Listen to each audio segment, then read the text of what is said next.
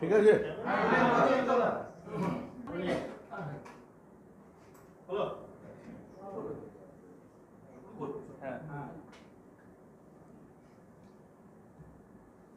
এই মুহূর্তে এই রাজ্যে একটা চরম নৈরাজ্য তৈরি হয়েছে। উর্দিপড়া পুলিশকে আক্রমণ করতে বাধ্য হচ্ছে সাধারণ মানুষ। বিডিওকে বোতল ছুঁড়ে মারা হচ্ছে বৈঠকের মধ্যে, নির্বাচিত জনপ্রতিনিধি। একদিকে মুখ্যমন্ত্রী ঘোষণা করছেন অন্তঃসার শূন্য ঘোষণা যে সমস্ত দখলদারি মুক্ত করতে হবে, বেসরকারি যে সমস্ত মানুষজন সরকারি জমিকে দখল করেছে তাদের থেকে মুক্ত করতে হবে।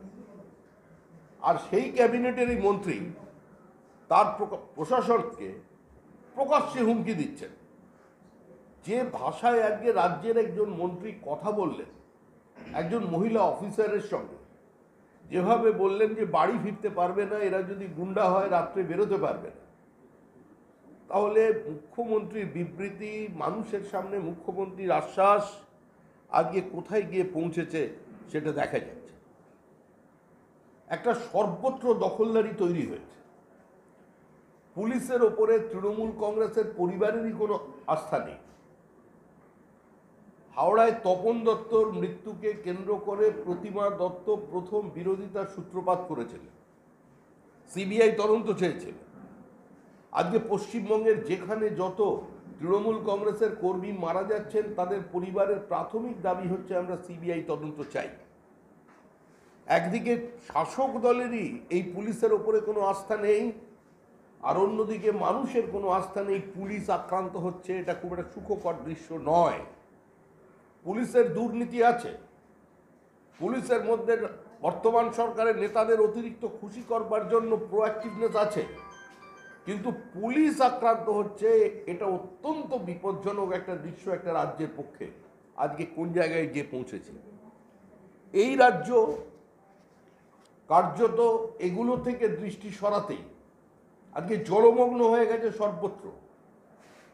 জল নিকাশি ব্যবস্থা নিয়ে প্রশাসকদের, কাউন্সিলর, চেয়ারম্যান, মেয়র, বিভিন্ন জায়গায় পঞ্চায়েতের প্রধান, জেলা পরিষদ, তাদের কোনো হেলদোল নেই।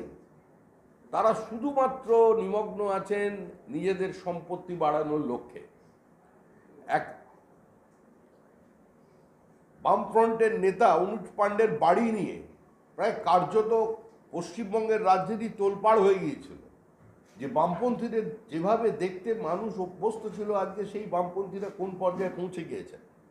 সমস্ত রাজনৈতিক দল তার বিরোধিতায় নেমে পড়েছিলেন, কিন্তু আজকে যে প্রাসাদোপম অট্টালিকা তৈরি করছে তৃণমূল কংগ্রেসের বিভিন্ন জায়গায়, মিউনিসিপ্যালিটির কাউন্সিলর, মিউনিসিপ্যালিটির চেয়ারম্যান, আজকে পঞ্চায়েতের প্রধান, তাদের সম্পত্তি বৃদ্ধির পরিমাণ চোখে পড়ার মতো। আজকে এই চূড়ান্ত অরাজক অবস্থা তৈরি করেছে তৃণমূল কংগ্রেস। বিদ্যুৎপৃষ্ট হয়ে মৃত্যুর ঘটনা আবার ঘটছে। এই সরকার একটা নিয়ন্ত্রণহীন ব্যবস্থা তৈরি করেছে চারিদিকে। কেন্দ্রের বঞ্চনা, হঠাৎ জিএসটি নিয়ে প্রশ্ন তুলে দিচ্ছেন, বলছেন রাস্তায় নামবো। আরে জিএসটি কাউন্সিলে একটা ভোট আছে কেন্দ্র সরকারের, একটা ভোটই আছে রাজ্য সরকারের। কেন্দ্র সরকারের কোনো অতিরিক্ত ক্ষমতা নেই।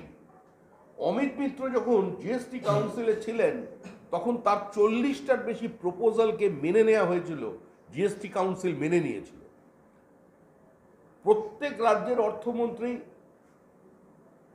তারা এই মিটিং এর সদস্য, তারা উপস্থিত থাকেন। সেখানে জিএসটি ইম্পোজ করবার ব্যাপারে কেন্দ্রের কোনো ভূমিকা নেই। এটা সম্পূর্ণ ঐক্যমত্যের উপরে নির্ভর করে জিএসটি তৈরি হয়।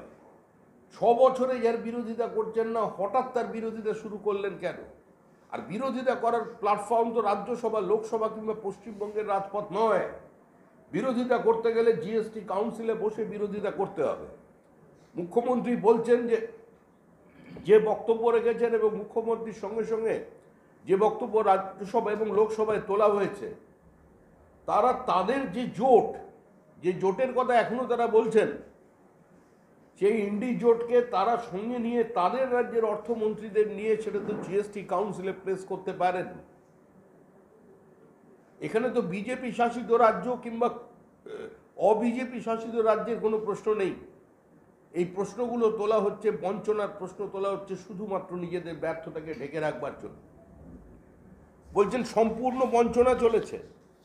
খড়গপুর বর্ধমান মোরগ্রাম এক্সপ্রেসওয়ে 10,000 কোটি টাকার থেকে বেশি টাকা স্যাংশন করেছে আজকে বর্তমানে কেন্দ্রীয় সরকার।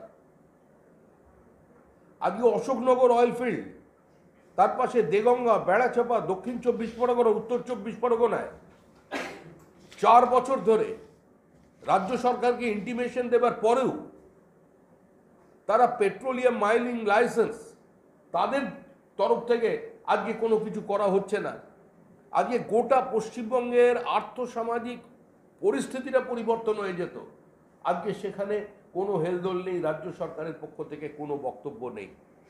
জল জীবন মিশন 2024 সালের 31